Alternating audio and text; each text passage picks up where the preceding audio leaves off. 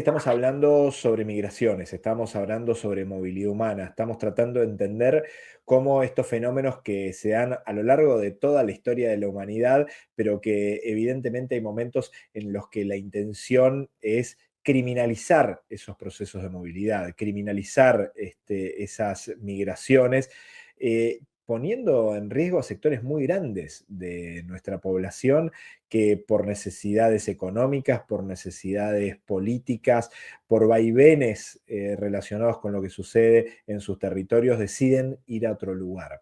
Evidentemente la presencia de Donald Trump como nuevamente presidente de los Estados Unidos es un modificador gigantesco al momento de hablar de procesos de migraciones y de movilidad humana. Vamos a hablar con un amigo de la casa, un experto, digo, que la verdad que es un lujo y un placer tenerlo aquí nuevamente en el programa. Él es de la Universidad de Buenos Aires y del CONICET de Argentina, co-coordinador del grupo de trabajo de Claxo, estudios sobre Estados Unidos. Estamos hablando de Leandro Morgenfeld. Bienvenido al InfoClaxo. ¿Cómo estás, Leandro? Y buen año para vos. ¿Qué tal, Gustavo? Muchas gracias por la presentación y felicitaciones por este nuevo año de InfoClaxo. Bueno, muchísimas gracias, la verdad que un placer. Te vimos en muchísimos lugares, también marcando agenda de muchas de las cosas que están sucediendo y tratando de entender qué implica el fenómeno del triunfo de Donald Trump en los Estados Unidos, que por ahí puede servir antes de meternos en el tema migraciones, movilidad humana, para tratar de entender qué pasó en Estados Unidos para que después de la presidencia de Biden, Donald Trump vuelva a ganar las elecciones y consiga un nuevo mandato presidencial, ¿no? Bueno, en forma general y sintética, creo que habría que decir que Estados Unidos está profundizando su crisis, es decir, ya no puede ejercer el liderazgo como antes.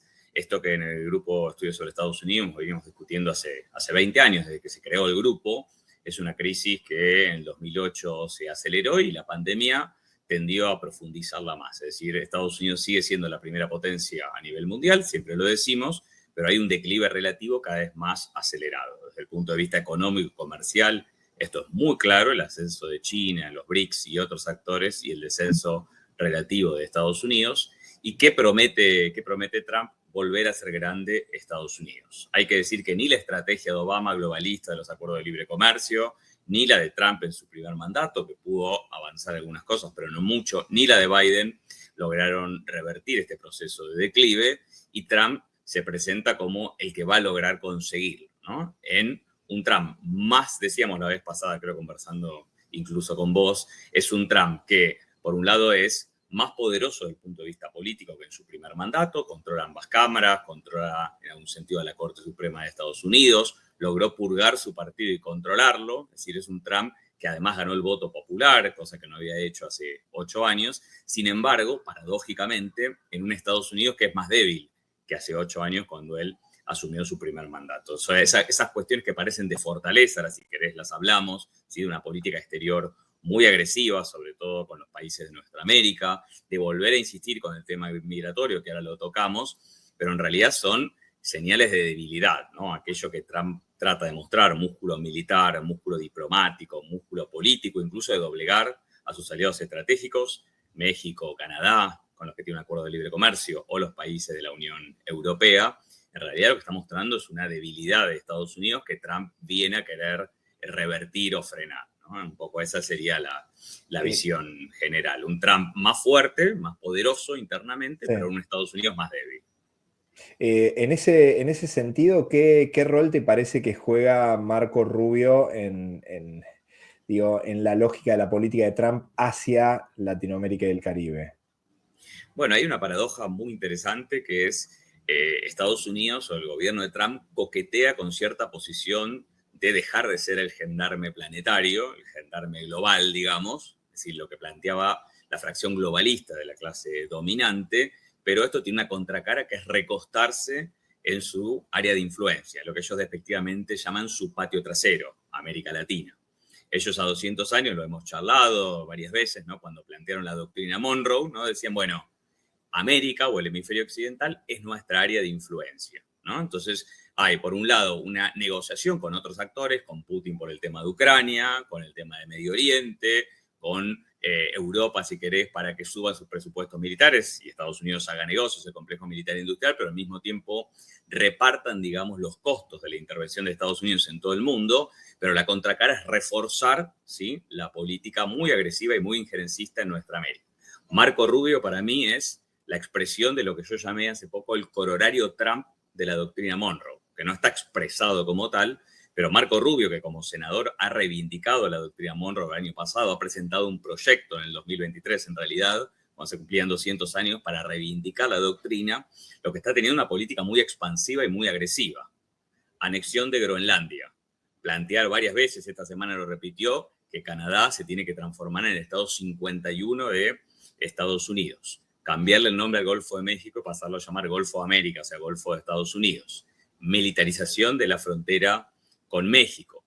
Política muy agresiva que ya vimos que lo sufrieron distintos gobiernos de la región, ¿sí? Contra el gobierno de Petro, contra el gobierno de Chile, contra el gobierno de Honduras, contra el gobierno mismo de Brasil, y una política extremadamente agresiva por parte de Marco Rubio con los gobiernos de Cuba, de Venezuela y de Nicaragua.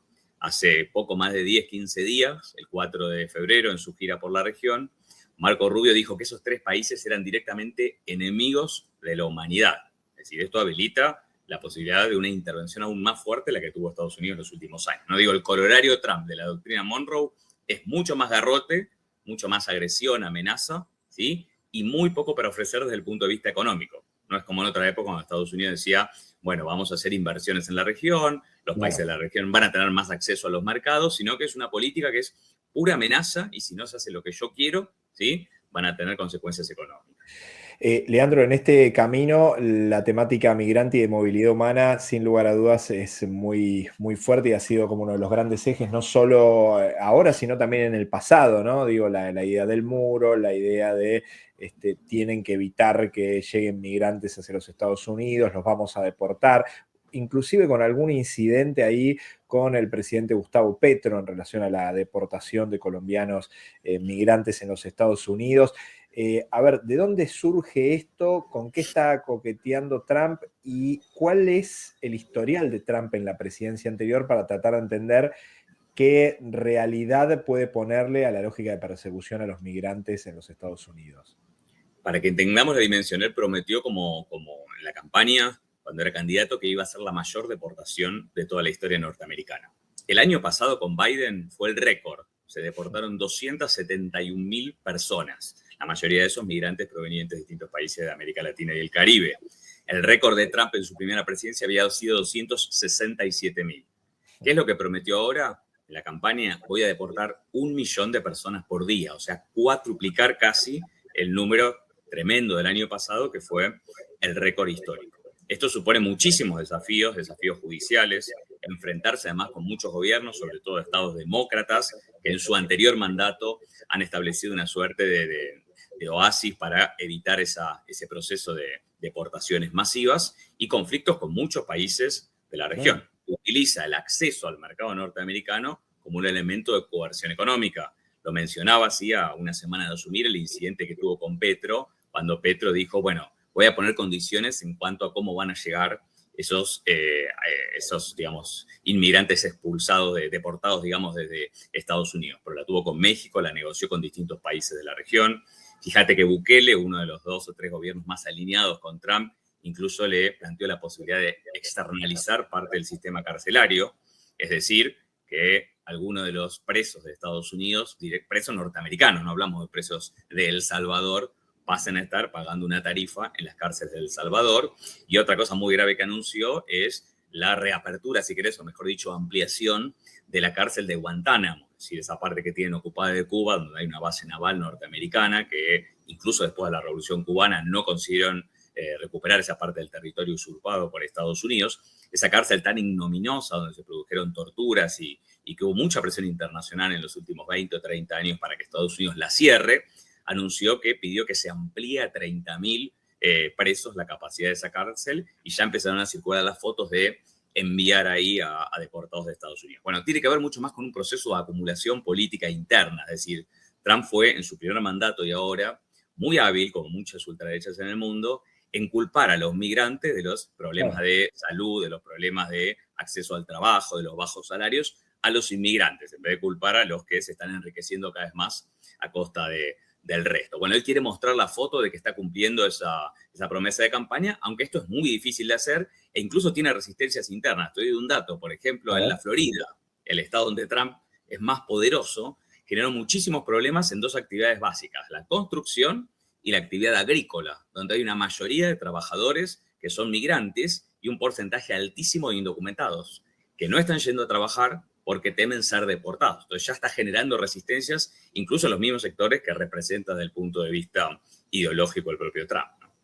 Ahí vos, Leandro, estás dando con el punto también de lo que implica, digo, porque más allá de los cucos que se intentan incorporar en el marco de lo que sucede con los migrantes, digo, en gran parte acceden a puestos de trabajo que por ahí no toman los del territorio, en este caso de Estados Unidos, digamos, generando una crisis económica a nivel local, pero llevándote a otro tipo de problemáticas que también conlleva esto. Sabemos que también una decisión del gobierno de Donald Trump con respecto a USAID, esta organización de cooperación internacional, a veces con lógicas de injerencia, pero bueno, en muchos casos de cooperación internacional, que ha cancelado la totalidad de sus planes, han quedado muy pocos planes en funcionamiento a lo largo, a nivel mundial, a nivel de todo el mundo, digo.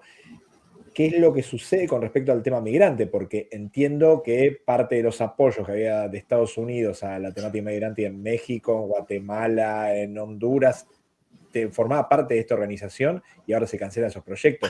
¿Cuál puede ser el impacto de esta doble situación que pone en juego Donald Trump? Bueno, a ver, muchos gobiernos de la región, muchos movimientos sociales de la región dicen el tema de las migraciones masivas que hay en todo el mundo y récord tienen que ver cómo los países centrales, Estados Unidos, Europa, expolian distintos territorios, distintos países y esto provoca crisis económicas, humanitarias y la necesidad de millones de personas de emigrar para buscar salvar sus vidas o tener mejores condiciones de vida. Entonces dicen, ataquemos las causas por las cuales las personas en general no abandonan sus países de origen por voluntad, sino por una necesidad, ¿no? Bueno, hay distintas razones según cada caso, pero básicamente es atacar eso. Bueno, creo que Trump, yéndose de organismos multilaterales, menospreciando a la Organización de Naciones Unidas, abandonando, desfinanciando la Organización Mundial de la Salud, diciendo que va a cerrar o va a limitar el financiamiento para organismos como la USAID, ¿sí? Lo que está haciendo es, creo, reforzando esto que decimos, una crisis de legitimidad y de liderazgo de Estados Unidos. Por esto te decía la paradoja al principio, ¿no? Estados Unidos está abandonando los elementos de lo que se llama el soft power, el poder blando. Cuando todo es pura coerción y amenaza, cuando vos le decís a Claudia Sheinbaum, a la presidenta de México, ¿sí? Si no militarizás la frontera, si no me das mayores condiciones para las corporaciones norteamericanas, si no renegociamos el acuerdo de libre comercio que tenemos con México y con Canadá, yo te pongo 25% de aranceles a tus importaciones, provocando un cisma económico en México porque el 80% de las exportaciones van a Estados Unidos producto de esa integración económica que hay. Bueno, él fuerza, golpea, negocia, o sea que esto lo anunció el 1 de febrero y después de una negociación relámpago pospusieron durante 30 días esta sanción comercial que impuso también a Canadá. Bueno, ¿qué va a pasar ahora el 1 de marzo? Trump está utilizando el poder coercitivo que tiene, ¿sí? Para conseguir mejores condiciones para sus corporaciones. Ahora, esto genera una orada, digamos, se debilita la capacidad de Estados Unidos de ejercer liderazgo, porque paradójicamente lo que está empujando a distintos países de la región, a distintos países de aliados fuera de América, es a que diversifiquen su inserción económica internacional. Es decir, si Estados Unidos me impone estas condiciones y China, la India, Rusia, la Unión Europea no, bueno, se van a reforzar los intercambios comerciales por fuera del área del dólar, se van a reforzar las tendencias a diversificar sus relaciones económicas. Lo ha dicho Claudia Sheinbaum, lo ha dicho Petro cuando fueron amenazados por el propio Trump.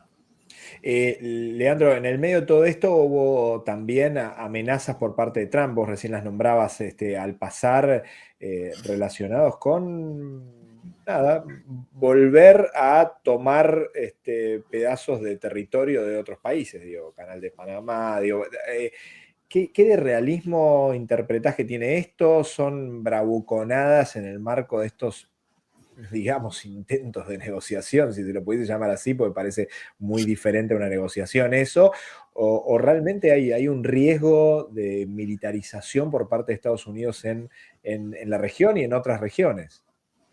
Sí, yo creo que es un riesgo muy cierto, es decir, algunos no lo tomaron en serio, ¿no? Lo de anexarse Groenlandia, ¿sí? El proyecto estratégico de tener un gran país continental en América del Norte, incluso con Canadá, imagínate si no va a ser con Panamá, ¿no? Nosotros estuvimos hace poco en el evento de Claxo de los 20 años, es decir, lo que comentamos en una charla anterior, Panamá tardó 85 años de lucha, ¿sí? Para recuperar en 1999 el control soberano del canal, y además tuvo una intervención militar en 1989 que costó centenares de vidas de panameños. Es decir, no es una amenaza, digamos, que no tiene un trasfondo histórico muy sangriento, muy trágico en la historia de Panamá. A mí lo que me preocupa es que no haya una reacción conjunta de los países de América Latina y el Caribe. Si cada país de la región va a negociar en términos individuales o bilaterales, como quiere Donald Trump, nos van a imponer casi todo lo que quieran, incluso a gobiernos hiperalineados. Te doy un caso que es el de Milei. El gobierno argentino es el gobierno, junto con el de Bukele, más seguidista de las políticas de Trump. En estas horas está haciendo su 9º viaje como presidente en poco más de 14 meses que lleva en la Casa Rosada el presidente Milei. ¿Qué dijo hace poco Trump? Dijo, Estados Unidos tiene un déficit comercial con la Argentina y esto hay que revertirlo. O sea, ni siquiera le da concesiones económicas, sino todo lo contrario, al gobierno quizás más alineado de los países grandes de América Latina. Lo que tenemos que hacer, como intentó hacer, por ejemplo, la presidenta de Honduras, ¿sí? Que convocó una reunión de la CELAC cuando fue el enfrentamiento con Petro, es tener una política conjunta. Desgraciadamente, ¿sí? Por gobiernos de derecha, como el caso de Noboa, el caso de Peña de Paraguay, el caso de Milei y de Bukele, se impidió que se reuniera esta reunión de emergencia, que se constituyera esta reunión de emergencia de la CELAC. Pero sin duda es fundamental empezar a coordinar las respuestas para responder al tema migratorio, a las amenazas de sanciones comerciales, a los procesos de deportación masiva, ¿sí?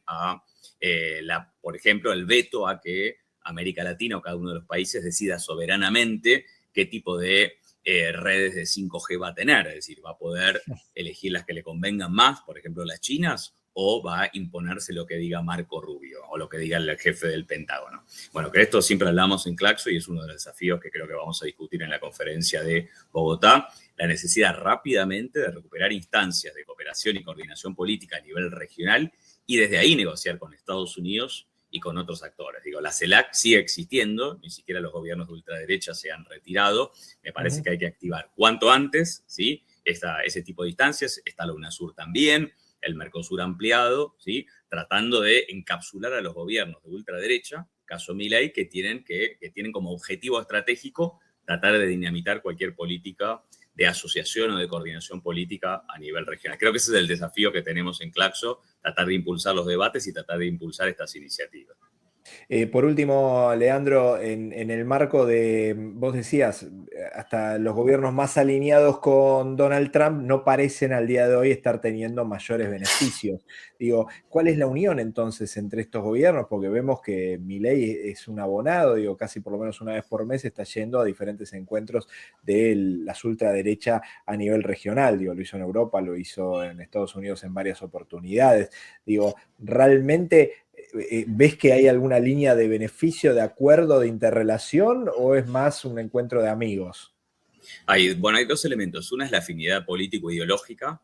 Tanto Bukele como el propio Milei, como Noboa en Ecuador, son parte de esa internacional ultra reaccionaria, digamos, que está encabezada por Trump y que tiene también representación en Europa y en otros países, ¿sí? Y ellos sienten un apoyo político, ideológico importante, ¿no? Ese es un aspecto, digamos, que los hermana. Por eso Milei va a estar participando este jueves y viernes, mañana y pasado, en la cumbre del CIPAC, esa cumbre ultraconservadora, donde espera tener una foto con Trump en un momento donde Milei, para los que no son de Argentina, les contamos, está atravesando una tremenda crisis política porque fue el que impulsó una estafa con criptomonedas el viernes pasado que está haciendo tambalear un poco su gobierno. Pero por otro lado también la dependencia financiera.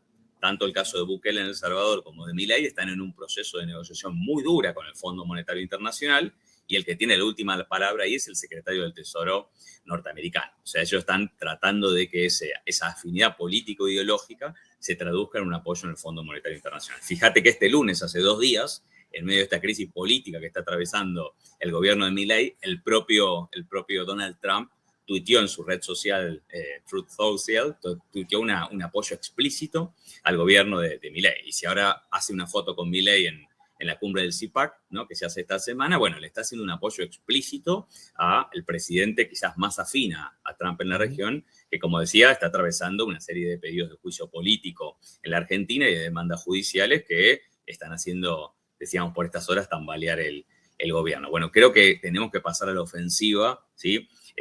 Todos los movimientos, proyectos políticos, incluso los gobiernos de la región, que son de los países principales, sacando a la Argentina, que plantean una política exterior más soberana, que plantean una diversificación de nuestras relaciones económicas internacionales, que están apostando al surgimiento de un esquema mucho más multipolar a nivel global, en defender el multilateralismo, el grupo BRICS ampliado, etcétera. Me parece que hay alternativas, es decir, no es lo que está pasando solo en Estados Unidos, es decir, esta especie de gobierno de Estados Unidos con anabólicos que representa Trump, ¿sí? En realidad, como decíamos al principio, creo que está expresando una debilidad estructural y nosotros tenemos que aportar a leer ese proceso de transición hegemónica a nivel global y desde ahí posicionarnos en América Latina en un contexto que nos permitiría tener relaciones exteriores más diversificadas y más autonómicas.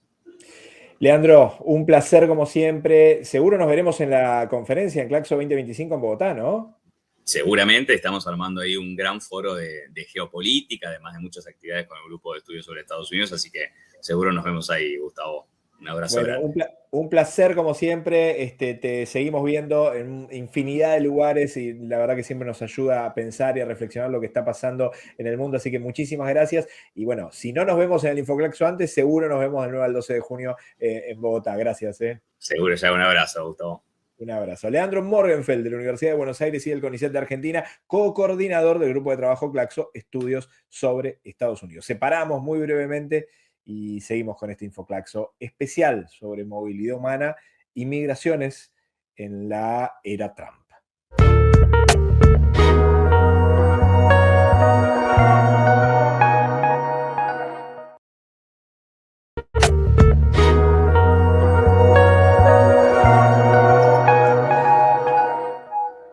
Y como ustedes saben, siempre hay materiales de libros y de materiales de publicaciones de Claxo que son muy potentes y que tienen que ver con cada una de las temáticas. Uno de ellos se acaba de lanzar, nos lo pasaba María Fernanda Pampín, directora de publicaciones de Claxo, relacionado con el fenómeno migrante, ahí América Migrante, creencias y devociones en contextos de movilidad humana, de Amílcar Carpio Pérez, Carlos Enrique Torres Monroy e Yves Solís Nicot. Bueno, ahí lo estamos viendo a este libro que ya está, acaba de ser lanzado, ahí con esa tapa realmente muy interesante. Bueno, lo pueden conseguir obviamente en librería.claxo.org, América Migrante, creencias y devociones en contextos de movilidad humana, ya para poder acceder. Bueno, vamos a hablar nuevamente de conferencia Claxo. Ustedes saben, estuvimos hablando con Karina Batiani en el marco de poder comentarles algunos detalles con respecto a la 9ª conferencia latinoamericana y caribeña. Hay 3 meses, 20 días, 15 horas, 38 minutos, bueno, que se va a estar realizando dentro de muy poco en Bogotá, Colombia, en la Universidad Nacional y en el Ágora en Bogotá, Colombia, con una participación que realmente va a ser enorme. Ya solo de ponentes en las mesas, más de 3.400 personas, números realmente exorbitantes y bien interesantes. Bueno, estuvimos hablando con Lilia Solano, quien tiene mucho que ver con que se pueda realizar en Bogotá este evento multitudinario a través